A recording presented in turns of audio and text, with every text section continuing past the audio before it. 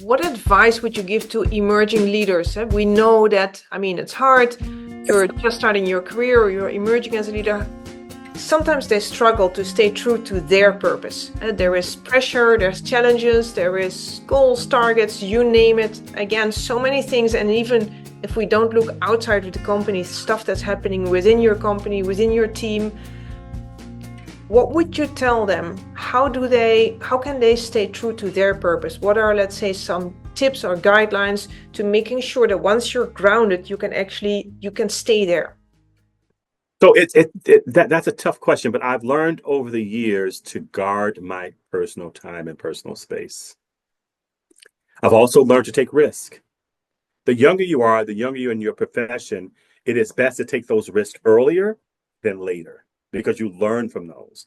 Even when you make a bad decision, the question, that advice I would give is, how do you recover? Own your stuff.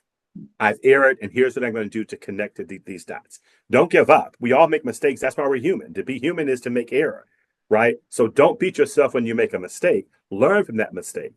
How could I have done it differently? What am I missing? What tools do I need to do this better the next time? Own it and move forward. Again, it all comes through mentorships and sponsorships. One of my great sponsors, he said, listen, he says, don't be afraid to make the mistake. Right? Make the mistake, own it, and then correct the behavior. When you come to someone and say, I apologize for how I made you feel, there really is no coming back.